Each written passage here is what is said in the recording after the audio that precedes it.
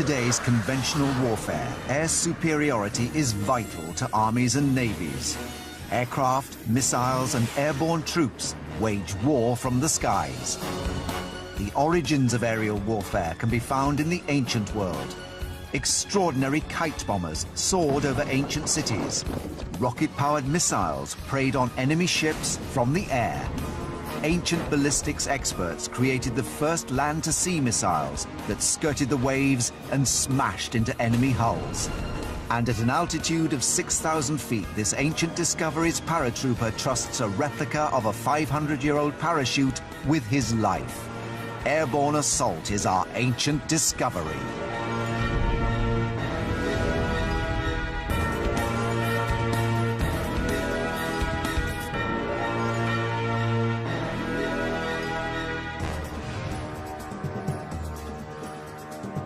The medieval city was more than just a dwelling place. It was a fortress defended by monumental walls and towers. Some, like the great city of Constantinople, now known as Istanbul, had a series of walls and ditches. Others had single walls so massive they still stand after thousands of years. Attacking a well-defended city was a long and difficult process. Every tactical or engineering advantage was explored and exploited. Some ancient military innovators dreamed of attacking enemy fortifications from the sky. Here in the library of Christ Church College in Oxford lies a 700-year-old book that reveals an extraordinary airborne assault weapon, the kite bomb. This is the first image of a kite in Europe being used as an engine of war. In 1327, this book was a coronation gift to the 14-year-old King Edward III of England from his tutor. It had two functions, really. First, it was to excite the imagination of the king, and this was a manual, effectively. The whole book was telling him how to be a king. Ancient weapons expert Mike Loades is eager to determine whether the kite bomb could really have flown. He aims to build one and drop bombs from the sky, as may have been done 700 years ago.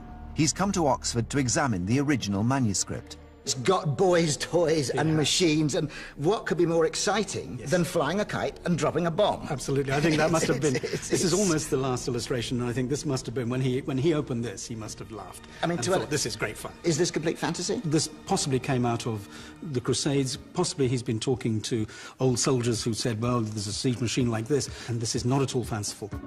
There's some evidence that kites were used in warfare in the ancient East, and the Middle Eastern empires of the ancient world had long mastered the art of explosives.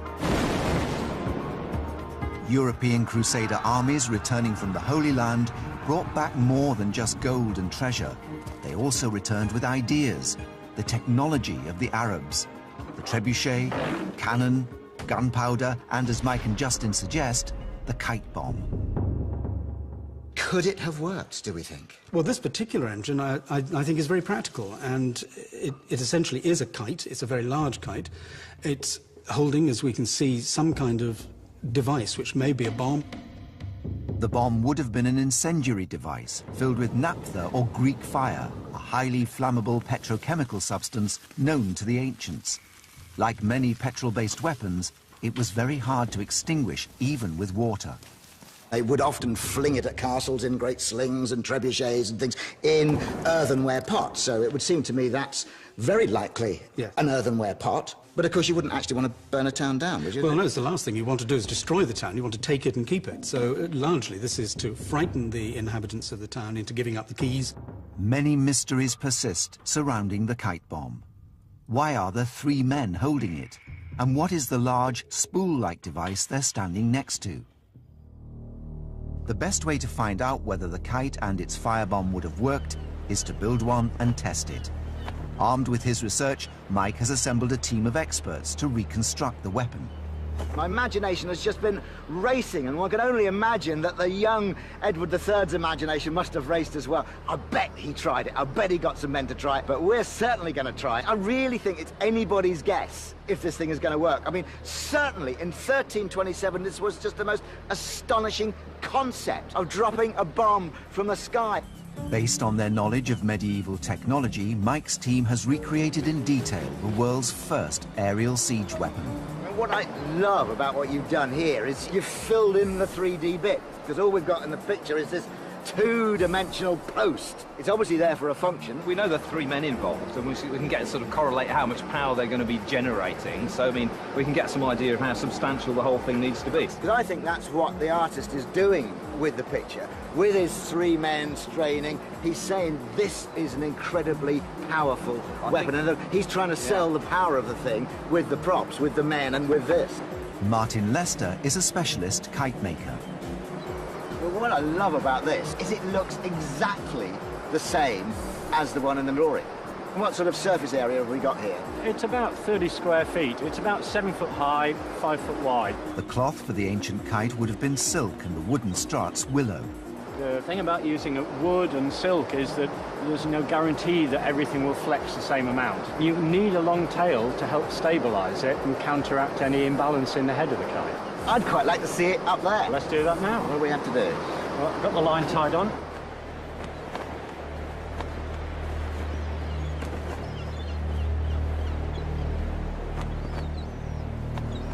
If you were wanting to lift a payload of explosives above a town, is this a design you'd choose?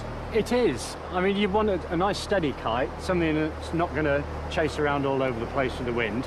Well, it is a very well-behaved kite. And with the long... It's being obedient. Well, the long tail just helps steady the whole kite. That's the deal of the tail. Hundreds of years before the invention of modern aeroplanes, it was known that all aerodynamically stable devices require a tail. It's relatively easy to produce lift, but such lift must be balanced by the weight and drag of a tail. The two forces act against each other, but in unison, to give balance. And it makes it look really spectacular too. Yeah. So, is this, do you think, just a spool to wind it in when we've finished, or could it serve some function?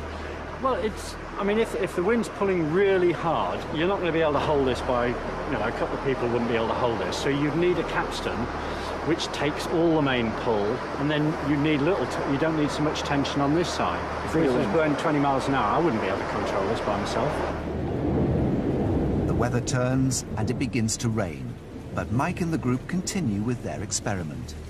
What looks like a double string in the original illustration has led Mike to believe that the ancient kite bombers may have threaded a second string through a brass ring on the kite. This second string would have hauled the bomb up to arm the device. The bomb casing is made of earthenware. It contains 4 pints of flammable agent with a total weight of 5 pounds. Though kites can fly in the rain, there's one weather condition that will defeat every kite on Earth.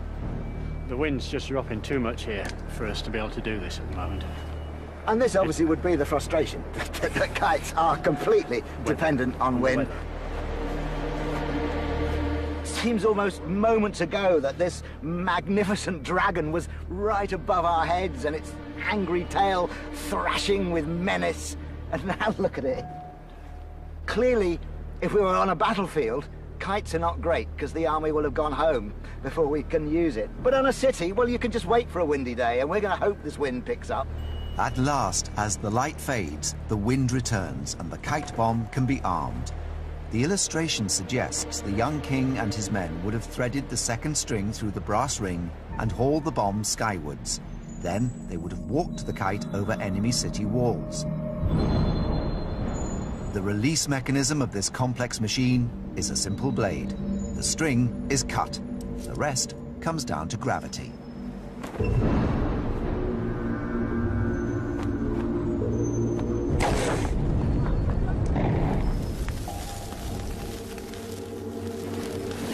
Look at this!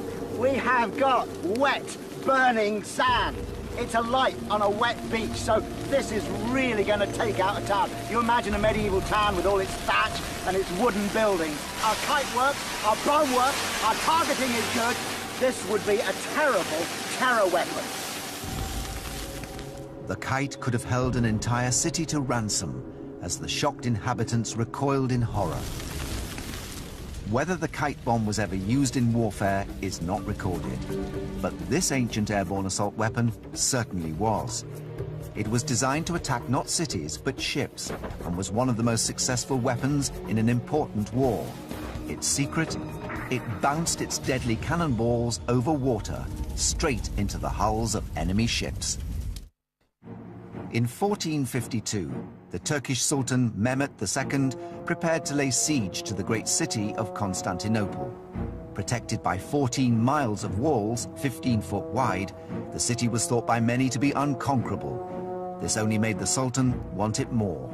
His father had besieged the city, his grandfather had besieged the city, all his ancestors had been trying to take Constantinople. He wished to be the Sultan who achieved this great feat. In order to succeed where so many had failed, Mehmet realized he needed to weaken the city by cutting off its supplies.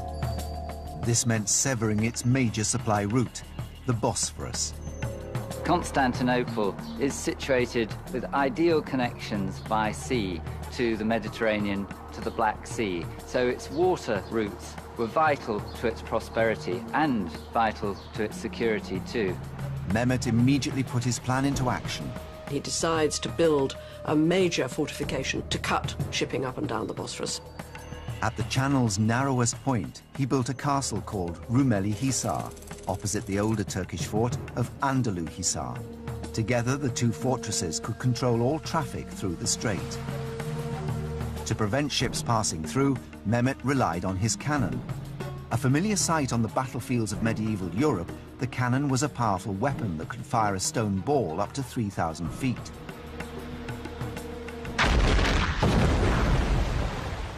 The heavy artillery at Rumeli Hisar was placed right down by the waterside to fire a flat trajectory across the strait. The rest of the castle is really the landward defence and the supply base for those vital artillery pieces. Rumeli Hisar was the world's first fortified gun battery, but there was a problem. Sinking a 100-foot ship with a cannonball from a distance is harder than it sounds. Traditionally, the only way to increase range was by firing up in an arc. If you shoot up in the air, the point at which it comes down is the only chance you get to hit the ship. And it's very likely to hit it on top of the deck and not hit it at the waterline, which is going to make it sink. A clue to how the Turkish gunners may have solved this problem lies in a mysterious eyewitness account. The document describes the balls being fired in a way never seen before. They hurled immense round stones that went along the surface of the seas as though they were swimming. Some believe this is evidence the Turks discovered the art of ricochet. This modern ballistics tactic was employed by the RAF in the Second World War, dropping bombs in such a way that they skipped across the water and destroyed Nazi dams. The tactical advantage that you get from bouncing cannonballs is that you can hit ships with good reliability at extra range. If you can bounce it, you can go a long distance and hit the ship on the side, maybe near the waterline, and you're very likely to cause a cataclysmic injury. But could the Turks really have pioneered this destructive tactic 500 years earlier than previously thought? At an army testing range in Denmark, physicist Michael de Podesta and artillery expert Peter Vemming are finding out. The key thing that would have made it novel was the speed with which you could project such a large thing. That's unique to gunpowder. You can't do it any other way. The next thing is you need a low angle. If you're lobbing it up in the air and lobbing it down, that will never work. You've got to be low to the water, good, fast initial trajectory. To investigate this principle, Michael and Peter use a replica cannon from the same era as Mehmet's bombards.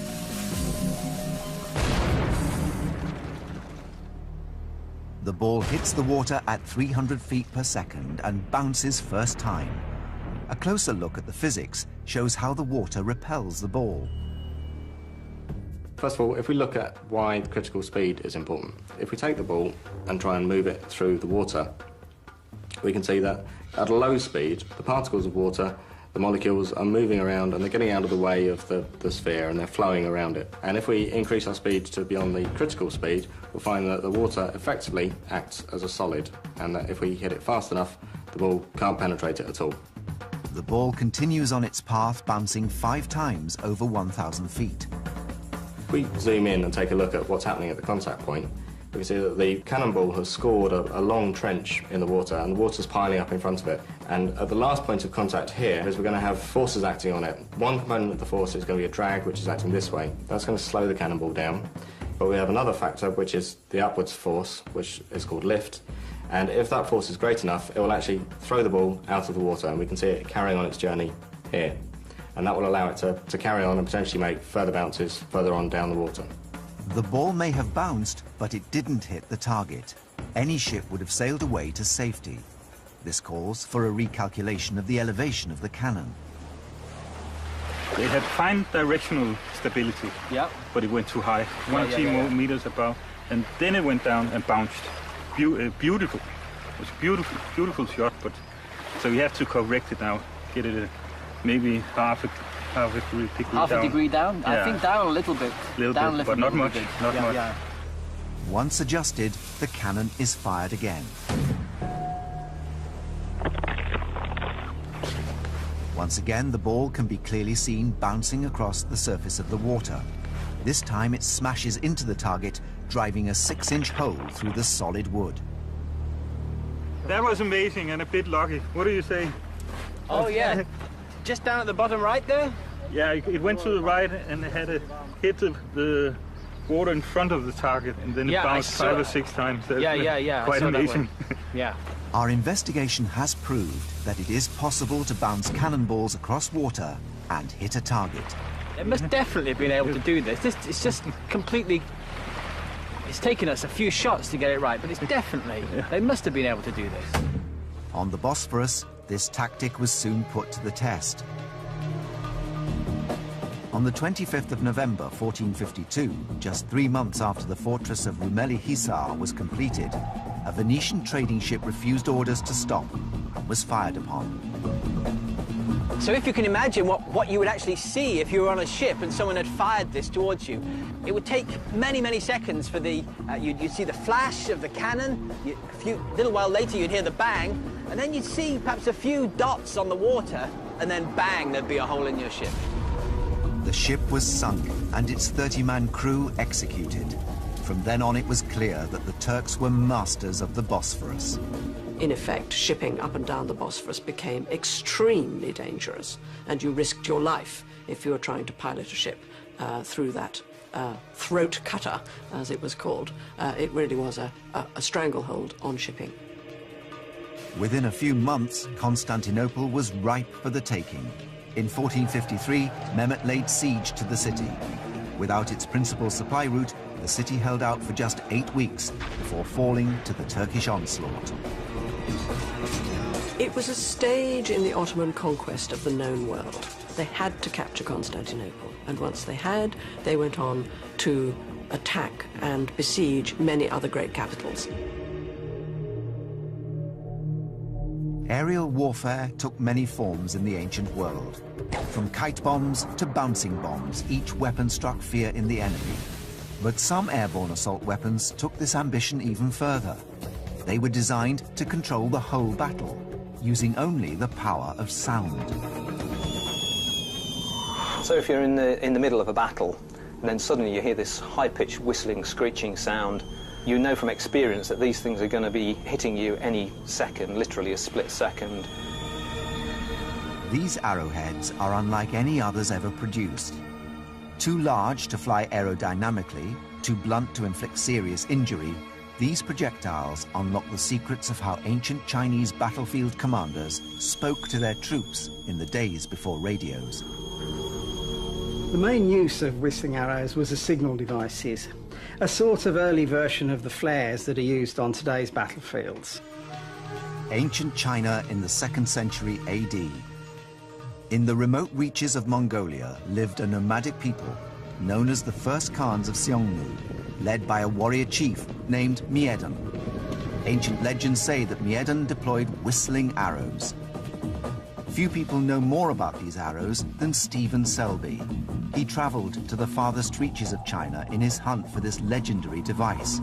Remarkably, he discovered an actual whistling arrowhead. This is an original arrowhead. It's about 2,000 years old, and it comes from north of China, probably the area that was occupied by the Xiongnu. And although it's so old and it's made of bronze, it'll probably still whistle quite well. We can have a try. Legends say that Miedan used the piercing sound of whistling arrows to send signals to his troops in the heat of battle. The story goes that Miedan invented the whistling arrow, and then he directed his troops to kill whatever the arrow went near. He fired the arrow to his favorite hunting dog. Some of the troops went over and killed the dog, but some of them were too afraid. The ones who were afraid were killed. Finally, he fired the arrow to where his father was standing, and all the troops rushed over and killed his father. Miedan swept through southern China. Armed with whistling arrows, he was able to control his troops like a puppet master. For the general on the battlefield, he couldn't be in the thick of the battle. He had to be at a high location overlooking the formations. The stories say that Miedan could send signals to troops up to half a mile away. But could a bronze whistle like the one Stephen found really make enough noise to be heard above the clamour of battle? Well, I've spent a lot of time making pipe organs and making whistles and pipes of various sorts. So this was actually quite an interesting challenge to work out exactly how these things operate. And basically, it's like most whistles. We've got a sound chamber. These can be quite small, which will give a very, very high-pitched shrill sound. The bigger they are, the lower the pitch will be. Richard has been able to work out how the sound is produced. The air is rushing over that hole there. It's hitting an angle, which is this little device we call the fipple. The air is caused to move inside the fipple, causing a build-up of pressure on the inside. Air rushing through the hole in a whistle pressurizes the air in the chamber. This causes the molecules to vibrate rapidly, creating an audible sound. In a whistling arrow, the vibrations are so vigorous that the sound is heard as a high-pitched screech. Could this ingenious application of basic physics produce a loud enough sound to change the tide of battle? At Cranfield Weapons Testing Facility near Swindon, Stephen Selby will put the whistling arrow to the test. He's rigged up a decibel meter to gauge any change in audio level. We've fixed up this sound meter here, and it's on the wall just at the place where the arrow is going to fly past. And it'll continuously measure the sound, but when it reaches the loudest level of sound, it'll just freeze there, and then after the test we're going to be able to read off what the maximum sound level was.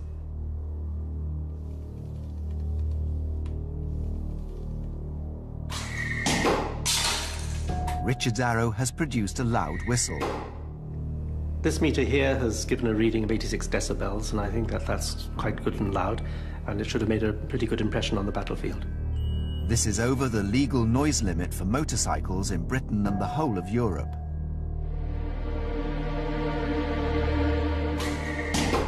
But Miedan did not stop at sound. Sometimes what they did was they'd use a whistling arrow, and round this they would wrap cotton or hemp or something of that nature soaked in oil, set fire to it, and then fire the arrow to the point of pressure where the archers needed to fire to. Most military systems have a backup known as redundancy. Thus, Miedan complemented the whistle with a visual cue: fire. I think it would have really made an impression on the battlefield. You could definitely hear that a long way away, and with more time travelling further, I think it would have been a very good signal. Our experiments have shown how these arrows both unnerved the enemy and revolutionized the way troops are commanded in battle. A battlefield is terribly confused. It's terrifying. Even before firearms, there was smoke. There would be dust. There would be rain. There would be mist. All sorts of confusing situations. An arrow that flew over with a sound and a smoke signal was a very clear signal compared to anything that was happening at ground level. The whistling arrows were a means of directing troops in battle. But to rain down destruction from the air, ancient commanders had to wait until the invention of gunpowder and the rocket. It was a device that struck fear on the battlefields of medieval China. A winged bird flying at a speed unseen in nature. It was called the Magic Flying Crow. The fact that an explosive charge was carried inside the Flying Crow and was intended to be detonated suggests that it was originally conceived as a weapon of mass destruction. The magic Flying Crow is described in an extraordinary ancient Chinese text dating from the late 14th century, the Firedrake Artillery Manual. It is basically the model of a bird, complete with wings and tail, propelled by 4 rockets. These drive it into the vicinity of the enemy and then ignite an explosive charge inside the device. So it's an early version of a modern artillery rocket. Were the Chinese the first to develop effective military rockets over 700 years ago? Did they have the technology? Modern rocketeer Ben Jarvis is investigating stories of what could be history's first rocket warheads. He's recreated a magic crow using the precise dimensions and descriptions in the Firedrake Manual. The wings of the crows would have been made out of a lightweight wood such as balsa wood or basswood, and they probably would have carved them to give them a slight aerofoil. The purpose of this would have been to actually allow the crows to glide for a greater distance after the rocket engines had stopped burning. Ben has unearthed evidence of an aerodynamic design. It's quite impressive that they were actually able to realise the importance of having a tail in order to aid stability. The ancient Chinese engineers powered their device with a mixture they called fire chemical, that we know as gunpowder. It was the Chinese who originally invented gunpowder. It's actually a fairly simple combination of saltpeter or potassium nitrate mixed with sulfur and charcoal. The Chinese developed an ingenious technique of transforming gunpowder into rocket fuel. This is a simple gunpowder rocket engine. When compressed under high pressure, gunpowder becomes basically like a solid block, and it can then be lit and it will burn from one end to the other in a controlled fashion rather than just going bang. Computer scientist James Dean has modelled how this explosive fuel was able to power the ancient Chinese rocket, based on the specifications in the Firedrake Manual. Let's take a look at an ancient Chinese rocket and see how it might work. Here you can see there's a body of a rocket, and contained within it we've got some solid fuel. And the principle is that when we ignite the solid fuel, it's going to very rapidly create a lot of gas, which has a much higher volume than the solid fuel that we started with. So if we take a look back at the wider scale, we can see the rocket body, and let's see what happens when we ignite the fuel. And you can see that it's producing a lot of high pressure inside. And so effectively the body is pressing on the gas and ejecting it out the back. And because of the principle of every action having an equal and opposite reaction, the gas in turn applies a force to the body, which is what accelerates the rocket and makes it travel off in a straight line. This simple principle of physics powered the rocket and its deadly payload. The crows were hollow, made from bamboo, and were probably packed completely full of loose gunpowder, probably in a fairly coarse mixture, so that when the fuse from the rocket engines burnt through into it, it would cause a huge fireball to set fire to whatever it was being aimed at. We've done all the work we can. We've built what is hopefully a fairly accurate historical representation of one of these exploding crows. All we can do now is go and see whether or not the world's earliest cruise missile ever actually would have worked.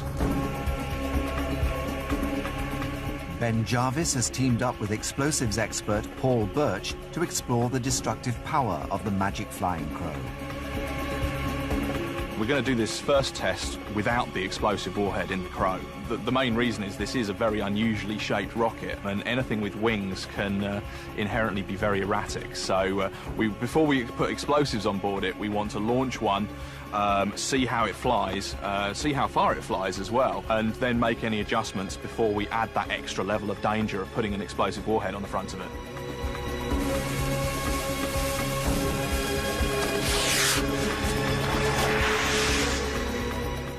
Test flight reveals serious problems with the rocket's structure. It tried to accelerate to over 100 miles an hour in less than a second, and I think the aerodynamic forces on the wooden wings and tail were just too much and they just tore off. The ancient Chinese had many, many years lots and lots of gunpowder to experiment with to get these things to work. So given that was our first test, it's not surprising that it wasn't 100% successful. Ben hopes that less powerful rockets will be more stable. Each engine now holds only half the amount of gunpowder as before. He prepares for a test with a full explosive payload. He set up a 20-foot wide target 140 feet away. We think with these more gentle engines we're now using, we should actually get a proper straight flight.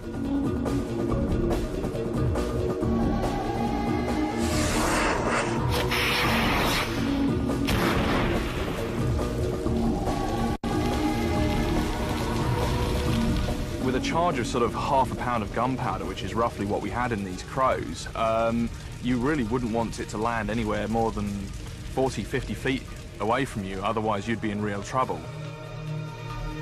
7 centuries after the magic crow was first described, Ancient Discoveries has revealed the devastating truth behind the legend of the flying bird bomb.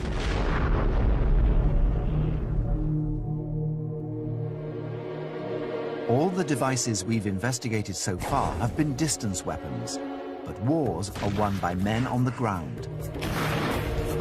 No airborne weapon can match the intelligence and versatility of a paratrooper. The airborne assault warrior relies on the parachute to enter the battlefield. Ancient Discoveries delves into the mystery of the first known parachute, with the ultimate test of ancient technology at 6,000 feet. And we'll explore the fundamental principle of the parachute by dropping a man from the sky, holding only an umbrella.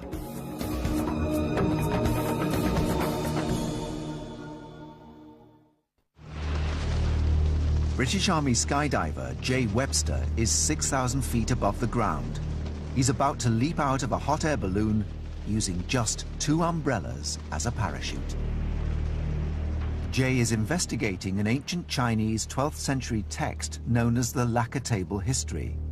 It records how a thief escaped from the top of a 140-foot mosque in the city of Canton by using 2 umbrellas to float to the ground. But is this possible? 3, 2, 1. See ya!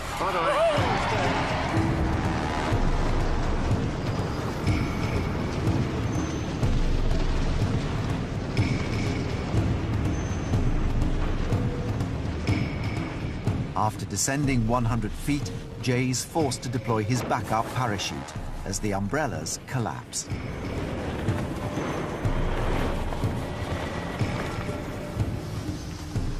Oh, that was awesome, yeah, it was really good fun. The umbrellas lasted a real lot longer than I thought they would. The main reason the umbrellas worked for 100 feet is because they were able to create drag or air resistance before collapsing under the extreme forces at work during the 120-mile-per-hour descent. By creating a force opposite to gravity, the umbrellas slowed down Jay's descent.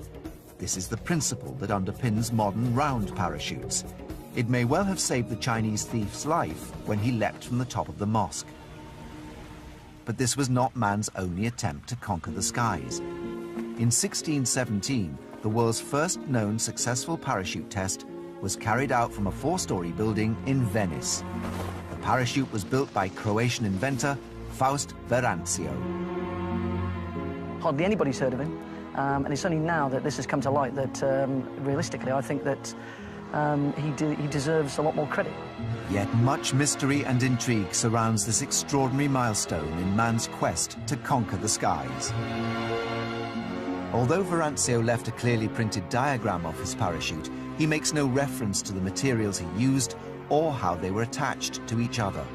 This has led many researchers to doubt the claim that Verancio was history's first parachutist. The search is on to understand how Verancio could have succeeded where other ancient inventors had failed. The greatest Renaissance inventor and artist of all was Leonardo da Vinci. In the 15th century, Leonardo imagined and sketched what is generally considered to be the first design for a parachute. But there's no evidence that Leonardo ever built or tested his parachute. It simply remains a design confined to the pages of history. A century later, Verancio set out his own design for a parachute, possibly influenced by Leonardo's sketch. Whatever drove him to do it, possibly he might have seen somebody jumping from a burning building, which would have not been a very pleasant sight, and that might have inspired him because there would have been some sort of inspiration to develop this. So there must have been a need. He wouldn't have designed it and built it and jumped it just for the hell of it, I don't think. I think it would have been there would have been a need. And I think that his only experience of people coming from great heights would have been a bad one. So I think that it would have been with a lot of trepidation. Using the illustration, leading skydiver Ray Armstrong and parachute rigger Alex Flint are attempting to recreate and test the Verancio parachute. One of the biggest challenges was the simplicity of the drawing and how small the drawing was that we had to work from, and trying to second guess how it would have been constructed. For example, we knew that he jumped it and that he survived, so therefore there were certain things that would have to be in place. The thing would have to remain in one piece by the time it hit the deck. In the 17th century, Verancio would have faced the challenge of finding strong but lightweight materials. Based on the sketches that were available from Verancio, we saw that it was essentially a wooden frame with a fabric covering. The bamboo, we've decided to go with that because it's light and strong and would have certainly been available at the time. For the fabric, the team has decided to use habutai, a type of silk that's lightweight and strong. It's comparable to the silk that would have been available to Verancio in the 17th century. But they need to use a sensible and reasonable interpretation for what the design does not explain. The problem that we'd have is if we were to lash it to it, which some people have interpreted that it was just almost sewn to the edge, then it would have point loading, which would weaken the parachute, and potentially it would then start disintegrating during the descent. So a simple thing to do would be just to put a sleeve, so that we've constructed it so that the poles can then just be fed up into it. So then it spreads the load all the way across the sides of the parachute, and the fabric then is just decelerating as the wooden frame is taking the brunt of it. According to historical sources, Verancio successfully landed his parachute from 4 stories up, a height of around 200 feet. But if our skydiver is not successful, he could be killed. The solution is to test the parachute at a much higher altitude, so our jumper will have time to open a reserve. The goal is to see if the chute lasts the 200 feet necessary to have landed Verancio safely on the ground.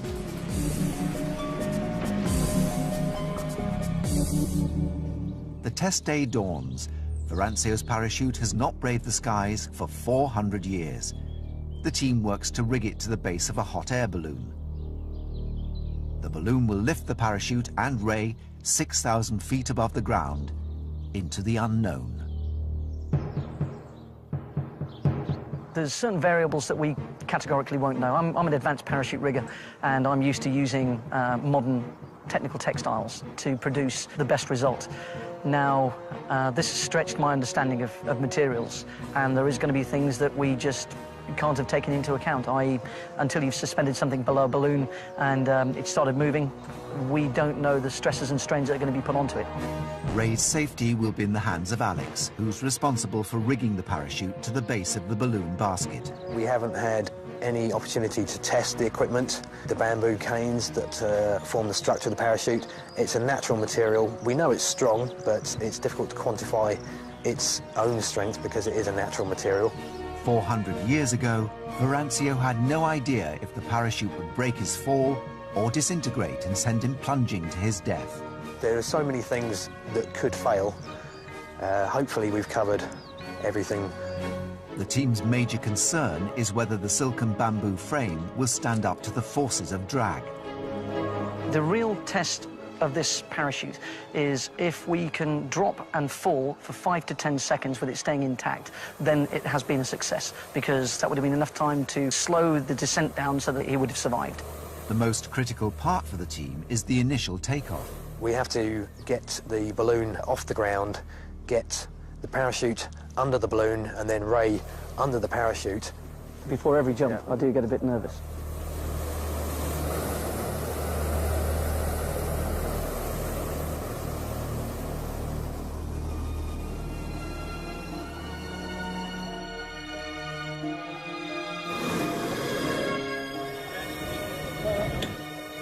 Have a good one.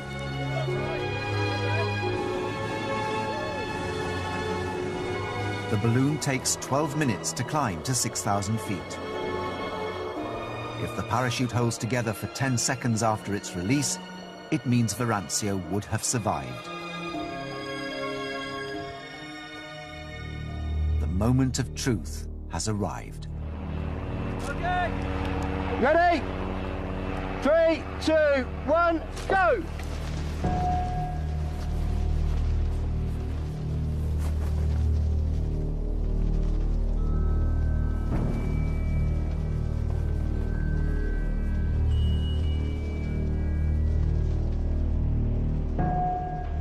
Despite the team's fears that the parachute would disintegrate after 10 seconds, it's still intact after descending for a minute. But can Ray safely land the Verancio design? Suddenly, Ray hits a problem. The wind is blowing him away from the drop zone towards a housing development. The parachute is at the mercy of the elements. For his own safety and that of the people on the ground, Ray has no choice but to hit the release and deploy his reserve chute.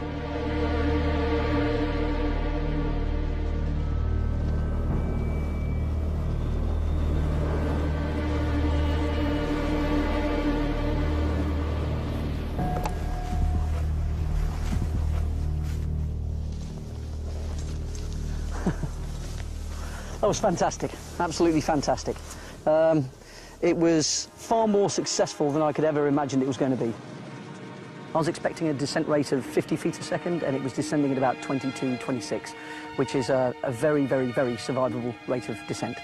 A descent rate of 22 feet per second is comparable to the modern parachutes used by today's skydivers and base jumpers.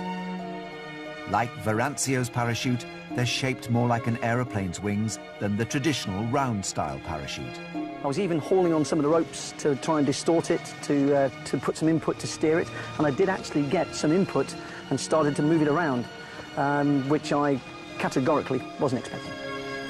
Verancio's design acted like an aerofoil during its flight. Not only did it create drag, it also created lift. I was even expecting it to start falling apart in the air, but it didn't. So to have 2 minutes of descent, and it was actually, I've jumped more modern parachutes, round parachutes, that weren't as stable. It was a very, very stable platform with a very good rate of descent. It was excellent. Ancient discoveries has shown that throughout history, military commanders have coveted the destructive power of airborne weaponry. Hundreds of years before modern planes, rockets and paratroopers, ancient engineers endeavored to take warfare to the air with kites, rockets, arrows, and the invention of the parachute. In so doing, they laid the foundations for technology that's enabled man to conquer the skies today, with machines designed to deliver the shock of airborne assault.